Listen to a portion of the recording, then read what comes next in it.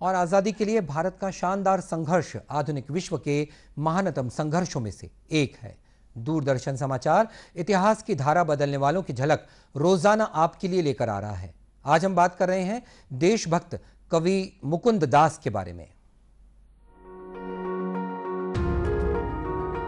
आज की कड़ी में हम देशभक्त कवि मुकुंद दास को श्रद्धांजलि अर्पित कर रहे हैं। उनका निधन 18 मई 1934 को हुआ था। अपने लेखन के माध्यम से दास ने ग्रामीण बंगाल में स्वदेशी आंदोलन को फैलाने में योगदान दिया। मुकुंद दास का जन्म 22 फरवरी 1878 को मुंशीगंज जिले में हुआ था, जो बांग्लादेश में है। जब वे 7 वर्ष के थे तो उनका परिवार बारिसाल चला गया, जहां वे स्थायी रूप से बस गए। दास अपने पिता से वैष्णव भजन सुनते हुए बड़े हुए और स्वयं भी भजन लिखने और गाने लगे। वे बंगाली शिक्षाविद और देशभक्त अश्विनी कुमार दत्त के कारण राष्ट्रवादी आंदोलन में शामिल हुए।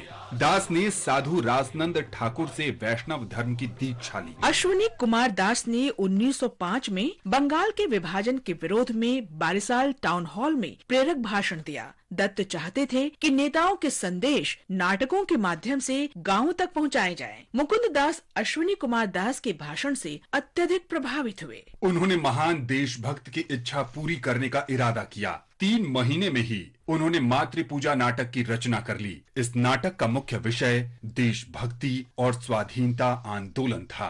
दास ने बंगाल के गांवों में नाटकों के मंचन के लिए स्वदेशी थिएटर ग्रुप बनाया। 1906 में मुकुंद दास ने बारिसाल के विभिन्न स्थानों में अपने नाटकों का मंचन किया और उसके बाद नोआखाली और त्रिपुरा में नाटकों का मंचन किया। 2 वर्ष तक सफलता पूर्वक संचालन के दौरान मातृ पूजा ने बंगाल के लोगों के दिलों में देशभक्ति की भावना का संचार किया। प्रेस ने इस नाटक का और अधिक प्रचार प्रसार किया। वंदे मातरम, युगांतर, संध्या, नवशक्ति, प्रवासी और मॉडर्न रिव्यू ने इस नाटक को लोकप्रिय बनाने में महत्वपूर्ण भूमिका निभाई। पूर्वी बंगाल और असम की नवगठित सरकार ने हिंसा भड़काने के आरोप लगाते हुए नाटक पर कड़े प्रतिबंध लगाए। 1908 में पुलिस ने दास को उस समय रोक लिया जब वे बागेरहाट में नाटक का मंचन करने का प्रयास कर रहे थे।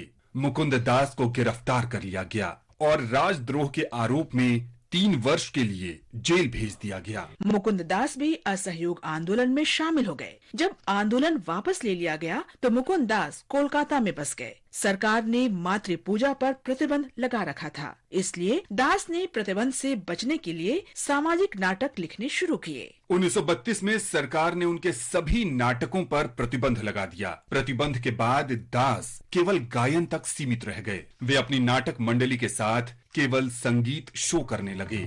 मुकुंद दास का निधन 18 मई 1934 को हुआ। उनके लेखन का अपार संग्रह दशकों तक भारत के लोगों को प्रेरित करता रहा। महान राष्ट्रवादी को शत शत नमन।